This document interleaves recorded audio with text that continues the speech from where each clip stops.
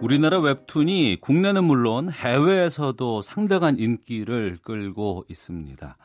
그런데 이런 인기의 이면에 열악한 노동 환경에 처한 웹툰 작가들의 눈물이 담겨 있다고 하는데요. 이 웹툰 작가들과 시민단체가 지난주에 우리나라 1위 유료 웹툰 업체 앞에서 시위를 펼쳤다고 합니다. 이에 대해서 좀 말씀을 나눠보겠습니다. 작가 비담 씨 나오셨습니다. 어서 오십시오. 네, 반갑습니다. 네. 1위 업체가 레진 코믹스죠. 1위와 2위를 오가기는 하지만 네. 유료 웹툰 플랫폼 중에서는 레진이 1위라고 할 수 있습니다. 예, 이 회사 앞에서 시위를 벌이셨다고 하는데 어떤 내용을 문제 삼으신 겁니까? 최근에 레진 코믹스 전 대표가 미성년인 작가님과 계약을 하면서 그 작가님이 만든 나의 보람이라는 작품에 저작권과 수익을 5년째 편취해온 사실이 이제 폭로가 됐는데요. 이 사안에 대해서 저희가 대표와 회사에 공식적인 사과를 요구하려고 동료 작가님들뿐만 아니라 또 독자님들이 뭉쳐서 레진을 규탄하는 연대에서 레규연이라고 이름을 만들고 사옥 앞에서 시위를 진행했습니다. 네, 미성년자 작가의 저작권을 편취했다고 말씀하셨어요. 네. 어떤 식으로 이런 저작권 편취가 이루어지고 있습니까?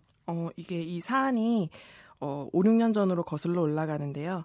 레진 코믹스가 막 런칭을 준비하던 시기에 당시 이제 피해 작가님은 만화를 아주 좋아하는 평범한 어린 고등학생이셨어요. 학생, 그래서 블로그에 자기가 직접 그린 만화를 올리기도 했는데 레진 대표가 이 당시에 이 작가님의 블로그에 올라온 만화를 보고 접근을 한 겁니다. 팬이다. 재능이 엄청나신 것 같다. 나와 함께 작업을 해보지 않겠느냐. 이러면 이제 어린 지망생의 입장에서는 너무 가슴이 뛰는 말이죠. 그래서 기꺼이 작품을 만들겠다고 하고 그 레진 코믹스라는 플랫폼을 만들 건데 여기서 작품을 연재하겠다. 이렇게 결심을 굳히게 됩니다. 근데 그 과정에서 막 플랫폼이 이제 만들어지던 시기였기 때문에 작가님이 처음이기도 하니까 만든 시놉시스 같은 것들을 들고 대표에게 직접 찾아가서 이게 어떻느냐 이렇게 제안 같은 것들을 넣어봤어요.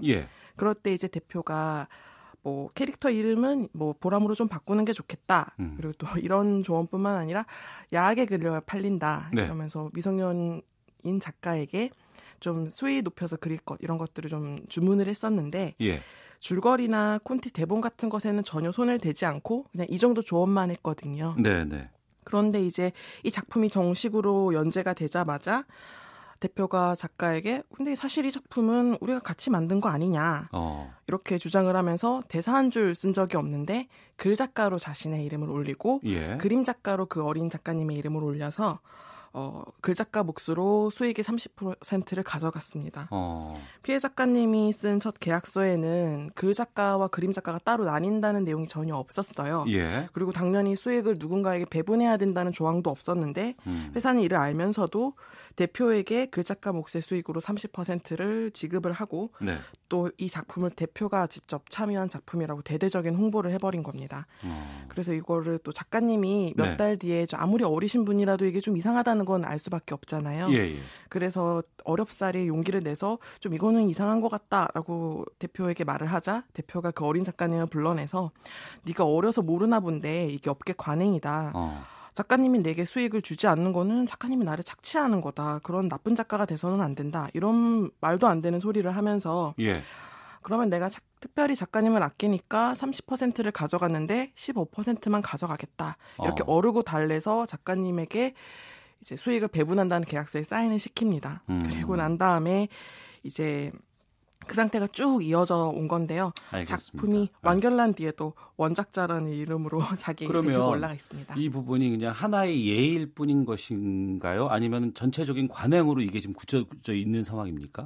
실제로 이제 에이전시나 뭐 다른 업체에서 되게 간단한 기획서만을 주고 그 작품을 디테일하게 캐릭터를 만들고 스토리를 만들어서 작가가 가져와도 원작자 이름으로 에이전시가 표기되는 경우는 많습니다. 아, 그래요? 네.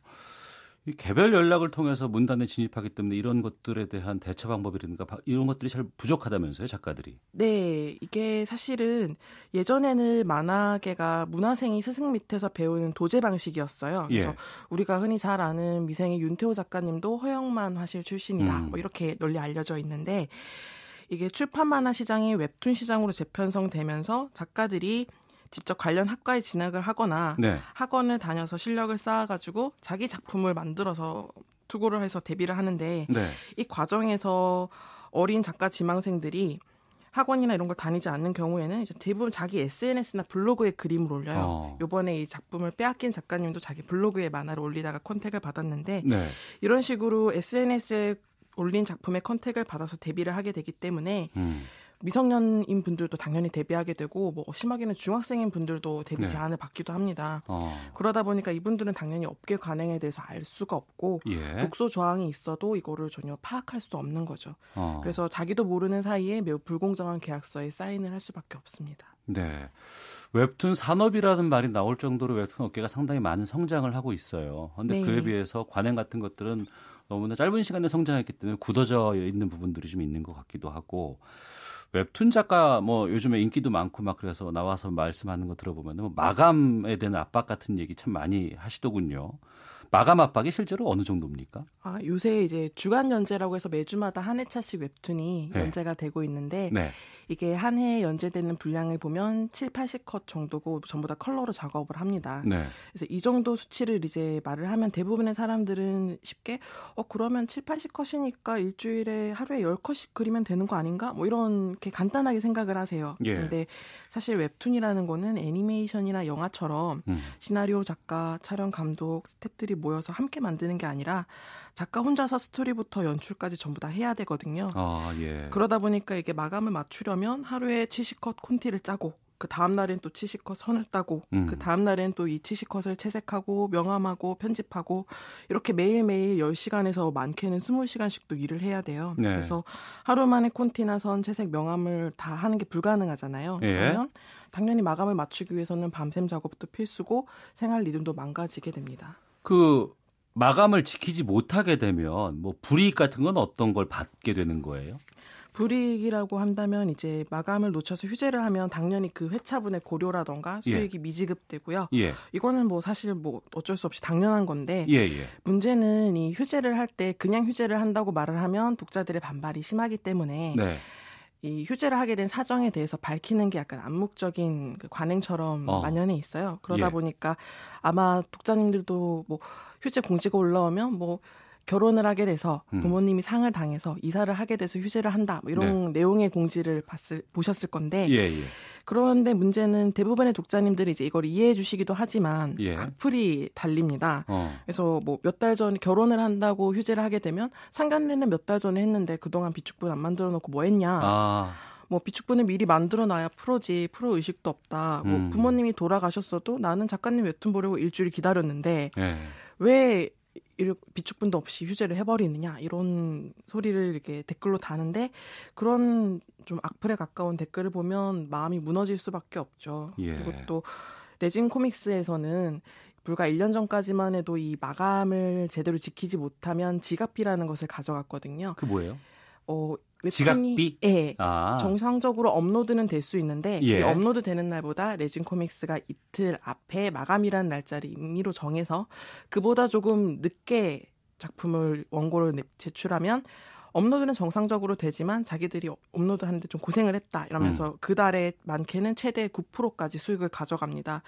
이걸 이제 지갑비라고 부르면서 거의 3억에 넘는 금액을 작가들에게 뜯어갔어요. 지금 1위 업계가 레진 코믹스라고 말씀해 주셨고 뭐 포털에도 지금 연재가 되는 곳들이 많이 있고요. 다른 쪽의 업체들은 레진 코믹스와 비슷한 상황입니까? 어때요? 레진 코믹스 같은 경우에는 유료로 웹툰을 판매를 하고 있어서 네이버와 다음은 고료제고 무료 웹툰이기 때문에 이게 좀 고료라는 부분이 작가에게 좀 안정적인 메리트가 있다고는 할 수 있는데요. 그렇지만 이제 워낙 웹툰 업계 전반에 불공정과 갑질이 만연하기 때문에 그쪽도 이제 상황이 크게 다르지는 않습니다. 제가 인상 깊게 기억하는 사례 중에 하나는 한 작가님이 네이버에서 연재하시는 분인데 갑상선 암으로 좀 장기간 휴재를 하게 되셨어요. 근데 이분이 편집부에 투병 생활을 마치고 편집부에 복귀를 하겠다고 요청을 하셨는데 담당자가 15회차 비축분을 요구를 했습니다. 복귀를 하려면 넉 달치 연재분을 미리 그려오라고 요구를 한 거죠. 어떻게 다 그려요, 그거를? 그렇죠. 그 넉 달 동안은 또 수입이 없는데 뭐 휴재를 했으니까 넉 달치 일을 미리 다 해와서 복귀를 해라. 그렇게 하면 사실상 작가는 굉장히 장기간 동안 고생을 하면서 복귀를 하는 동안 마음고생도 하게 되는데 이런 자잘한 사례들이 있기는 했지만 네이버가 워낙 대기업이고 그렇죠. 네, 웹툰계의 시초라고도 할 수 있기 때문에 작가님들이 이런 부분들이 있어도 문제 삼기를 꺼려할 수밖에 없고 수면 위로 올라온 문제들은 좀 비교적 레진 코믹스나 이런 데에 비해서는 적다고 할 수 있습니다. 그러니까 이번에 형사고소 관련된 건 이제 미성년자 웹툰 작가에 대한 저작권 편취 문제였습니다. 네. 지금 웹툰을 하고자 하는 학생들이 상당히 많은 것으로 알고 있어요. 회사와 계약을 한다는 자체에 대해서 익숙하지 않은 경우가 좀 많은데 좀 학생들이 좀 이런 웹툰 업계에 대비하기에 앞서서 좀 주의해야 한다 이런 점들이 있으면 좀 끝으로 말씀해 주시죠. 현재 이제 웹툰에 말씀하신 대로 예능에도 웹툰 작가님들이 워낙 많이 나오시고 네. 대기업 임원들의 연봉만큼 받는다. 이런 기사들이 올라오면서 웹툰 작가를 지향하는 분들이 되게 많이 계신데요. 네. 제가 가까이서 지켜본 웹툰 작가님들의 삶은 사실 그렇게 화려하지도 안정적이지도 않았어요. 이게 불과 한 달 전만 해도 우리은행이라는 대기업이 위비툰이라는 플랫폼을 만들었다가 1년 만에 접어버려서 거기서 연재하는 작가님들이 전부 다 실직자가 되게 생겼거든요. 예. 그래서 그분들이 굉장히 많은 고통을 받고 계신데 이런 일들이 1년에 수도 없이 일어납니다. 그러니까 화려하게 언론에 노출되는 작가님들의 삶은 정말 상위 1%에 불과하고 대부분의 작가님들은 내가 과연 차기작을 할 수는 있을까? 작가 생활을 한다면 언제까지 할 수 있을까? 이런 고통과 그 고민을 계속하고 계세요. 그래서 저는 그런 언론에 비춰지는 화려한 면만 보고 덜컥 웹툰 작가가 되겠다라고 생각하지 말고 정말 이건 내가 작품을 하고 싶다는 마음이 아니면 버틸 수 없을 만큼 힘든 환경이 기다리고 있으니까 그럼에도 하고 싶다라는 생각이 들 때 이제 지향을 해주셨으면 좋겠고 또 계약을 한다면 덜컥 사인하지 말고 최소한 이제 어른들에게라도 물어보고 혹은 이제 업계 관련된 분들 가운데 상담을 좀 받아주시는 분들도 계시거든요. 예. 꼭 이런 분들의 문을 두드린 다음에 이제 계약서에 사인을 하셨으면 좋겠습니다. 알겠습니다. 웹툰 뭐 협회라든가 이런 쪽도 여러 가지 목소리를 좀 내는 것도 좀 의미가 있지 않나 싶네요. 자, 웹툰 업계 문제점 짚어봤습니다. 비담 작가와 함께했습니다. 말씀 고맙습니다. 감사합니다.